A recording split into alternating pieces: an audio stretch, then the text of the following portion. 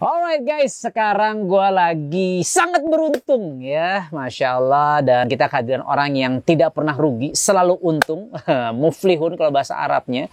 Kalau bahasa Inggrisnya always profitable. Siapa beliau? Ya beliau adalah sahabat saya Mas Arie Untung. Wow. Namanya udah Untung ya kan. Nah kita pengen gali-gali nih ya, bagaimana kok beliau bisa sampai se-amazing ini, di titik ini seperti apa perjuangannya. Saksikan terus di channel kesayangan kita, Andika Setiawan Channel. Sebelumnya, subscribe, like, comment, and share.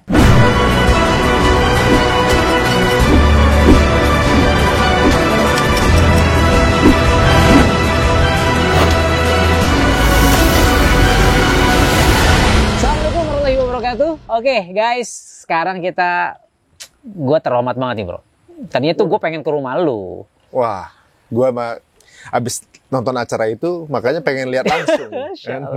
Waktu itu diundang kan acara lagi pembangunan Masjid Milioner. Wah langsung di lokasi nih kayaknya. Mau nonton kalau di rumah kan tembok semua gitu. Ya, sofa lagi gitu ya. Alhamdulillah.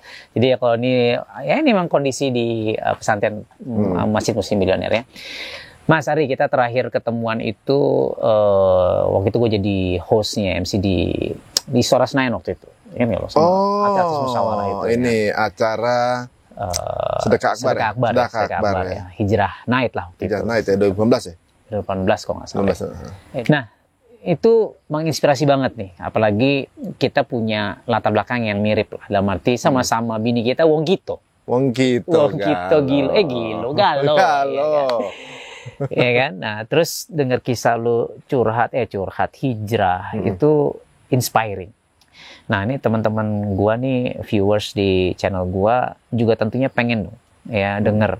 Kan nggak apa ya, sekarang kita denger nih ya, artis kan dekat dengan narkoba lah, banyak ketangkep gitu kan. Tapi lu nih justru apa ya, bersama teman-teman tentunya, tapi gua lihat ya lu kayak panglimanya gitu. Itu justru malah punya aliran yang berbeda nih. Ya, kajian musyawarah lah, bikin hijrah fest lah, which is amazing itu. Itu awalnya ceritanya gimana sih, Bro? Sebenarnya gue bukan panglimanya, pang 7 kali ya, karena orangnya ada 7 orang ya. Iya. Jadi waktu itu juga sebenarnya kalau di musyawarah juga sebenarnya itu pendatang baru sebenarnya. 18 itu baru ngaji, baru ikutan ngaji lah gitu kan. Dan kalau dibilang tadi bahwa lingkungan beberapa kadang-kadang public figure tuh dekat dengan narkoba gitu kan. Dulu juga lingkungan gue juga begitu juga, sama begitu ada juga yang begitu kan. Pernah nyoba bro? Dulu nih ada satu momen di mana hidup tuh rasanya bangun pagi kerja malam dugem sampai dini hari lagi, tidur sebentar pagi lagi syuting begitu terus. Awalnya emang seru, fun gitu. Wah, tapi lama-lama kan mikir. Ya, gue dulu kan memang kadang suka nyinyir juga sama orang ngaji. Ya, maksudnya kayak kita anggap kalau orang ngaji itu agak berlebihan lah gitu beragamanya gitu ya. Kita ya jadi orang baik aja lah kita pikir gitu kan. Tapi kalau ada orang yang ngaji kita ajak debat, kita ajak berargumen, nyinyir segala macam gitu kan.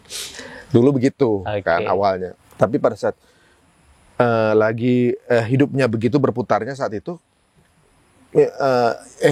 kita pikir capek juga sebenarnya. Walaupun duit banyak waktu kurang tidur. Kan, jadi ibaratnya gini, hidup untuk fun gitu. Yes. Sesuatu yang kita fun dibayar pula. Ya. Kita suka sama satu band saat itu yang kita suka banget. Kita diminta untuk datang ke Bangkok untuk wawancara dia. Udah jalan ke luar negeri, ketemu band yang kita suka, di situ disediain segala jenis hiburan yang kita suka. Ultimate dream saat itu, anak muda gitu ya, nggak ada tanggungan segala macam, duitnya ada, funnya ada, semuanya ada. Pada saat pola hidup yang begitu terus gitu, bangun dari tempat hiburannya udah ada matahari, kita capek juga ya lama-lama gitu. Pas udah pikir, apa hidup gua diciptain untuk begini terus mati gitu ya? Kerja, bangun, dugem, pulang, kerja, bangun, dugem, terus gua mati. Apa gitu doang hidup gue? Kalau tiba-tiba gua mati gitu ya? Apa begini pola hidup? Apa menciptain orang di bumi ini untuk senang-senang doang? Fun, then you dead gitu. Apa iya ya? Apa gue harus punya kreatif deh, kreasi atau karya yang gimana lah gitu, biar gue ada something yang bisa gue dikenang gue sebagai siapa, sampai begitu-begitu. Tapi itu range-nya masih supaya dapat pujian orang tadi itu kan. Terus gue pikir, gue juga sedikit-sedikit pengen tahu ya, bumi ini kan diciptainnya rumit ya. rumit, elemennya rumit, fasenya rumit. Semua kita nggak ada satu orang pun yang pernah menjelajah seluruh dunia, nggak ada. Iya. Jenis binatangnya semua orang nggak ada yang nggak tahu sebanyak apa. Pokoknya segala macam rumit. Masa gue diciptain hanya untuk hal yang simpel? Kan nggak mungkin. Gue langsung mikir, apa iya ya gue? Ini gue lagi ngapain di sini? Abis ini gue kemana? Wah, di situ tuh mulai mikir-mikir segala macam pemikiran-pemikiran itu, sampai akhirnya di masa itu hampir menikah sama seseorang. Yang sekarang bukan? Bukan. Oh, bukan. Bukan. Dulu berbeda akidah. Itu kan. Bambang apa? Ya Suryanto kayaknya. Udah gitu. Ya udah yuk kita ngobrolin agama. Ya udah lah, yang penting asal sama-sama cocok, udahlah, nggak usah pakai ribet-ribet ngomongin agama. Gitu. Okay. Dulu kan kayak begitu. Yeah. Akhirnya ngobrol sama Ustadz, lu ada diajakin ngaji juga, tapi ngaji cuma selawatan aja, kita nggak ngaji ilmu. Yang penting setiap hari Kamis atau seminggu sekali lah gitu untuk kita baca-baca Asmaul Husna aja gitu kan. Nah di momen besoknya mau diajak dialog, malamnya saya nanya sama Ustadz kan, Ustadz, besok saya mau diajak dialog agama Ustadz, gitu kan. Maksudnya dialognya sama cewek lo itu? Iya sama keluarganya, gitu kan. Besok mau diajak dialog agama Ustadz gitu. Saya mesti baca apa gitu kan. Ustadz bilang sholat 2 rakaat, kemudian baca Bismillahirrahmanirrahim sampai lokasi. Gitu. Ya, berarti jangan batalin wudu gitu. Bismillahirrahmanirrahim, jangan putus sampai lokasi. Apalagi Ustaz? Mana saya tahu, saya kan nggak pernah debat katanya gitu. Ya Ustaz, yang gue kenal begini juga, nggak taunya gini doang. Terus bekal gue apa gitu kan? Ya udah nggak ada waktu lagi, ya udahlah. Gue jalan aja deh, gue lakuin apa yang menjadi saja. Tapi tanpa ada pikiran bakal gimana saat itu kan. Ya udahlah, bakalnya gini doang. Minimal gue tuh cuma ketika diajakin ngobrol sama mungkin yang berbeda akidah itu, bahwa nggak bego-bego banget soal agama kita gitu. Soal agama saya yang saya anut nggak bego-bego banget kan gitu.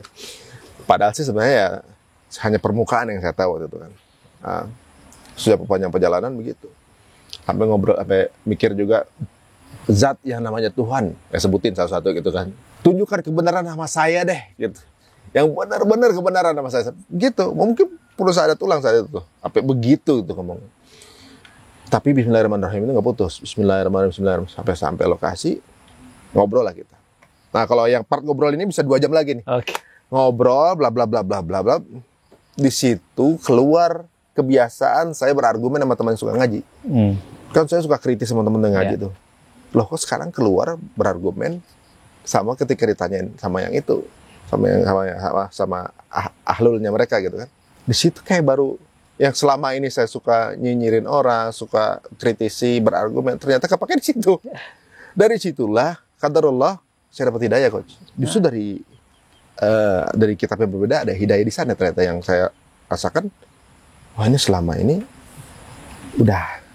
saya ini udah sebab berada di akidah yang benar sebenarnya. Gimana saya nggak memperdalam itu gitu. Udah berapa kali pembicaraan sampai pada satu kesimpulan, berarti kita nggak jodoh sama mantan gitu. Kita nggak jodoh karena udah berbeda segala macam gitu. Tadinya katanya biasa-biasa aja, asik-asik aja nggak apa-apa. Nggak, kayaknya memang nggak gitu. Nah, memang ada beberapa agak idealis di beberapa hal gitu kan, tapi bukan mengenai agama. Cuma di saat itu kok jadi agama idealisnya saat itu, karena nggak jadi sepanjang perjalanan mikir kan, mulai agak baper, agak sendu. Saya mikir gitu kan, ya Allah, saya ini udah hampir murtad nih ya Allah gitu. Ya Allah, saya ini udah memalingkan diri darimu ya Allah gitu. Udah mau keluar dari agamamu ya Allah gitu. Kenapa masih layak kau tarik kembali ya Allah? Mikir gitu. Waduh, itu udah benar-benar di panjang perjalanan tuh. Allah, udah ini hampir saya ini udah lepas. Di situ lu baru ngerasa kalau Allah ini yang ada 99 nama Allah. Dari 99 namanya itu yang Rahman, yang Rahim, yang saya sebut soal perjalanan. Yang narik saya kembali gitu. Saya ngerasain itu gitu. Kurang sayang apa gitu Allah. Pada saat mau mencari, ayo mau carinya lewat mana? Lewat sini aja, saya kasih petunjuknya. Seolah-olah begitu. Ya Allah, selama ini Allah kok saya ini nggak pernah nginget gitu, nggak pernah habis hidup cuma buat begitu gitu. Walaupun saya dulu sebenarnya ingat sholat sih. coach kalau lagi kerja zaman dulunya tuh ingat sholat. Maksudnya ingat kalau Ingat lagi doang. iya betul. Kalau azannya siang berarti ingat ini zuhur gitu kan. Sholatnya belum tentu. Tapi kan di situ kan saya ngerasa nggak layak gitu untuk dapat privilege saat itu. Nah di situ lo mulai, aduh, ya mulai kayak ya sempat galau nggak jadi nikah. Tapi ya saya kayak, kalau meninggal sekarang saya belum layak ini. Tapi kadarullah dalam waktu 2-3 hari berikutnya, ujuk-ujuk wong Palembang itu nganter sepupunya Tempe. casting ke tempat saya kerja.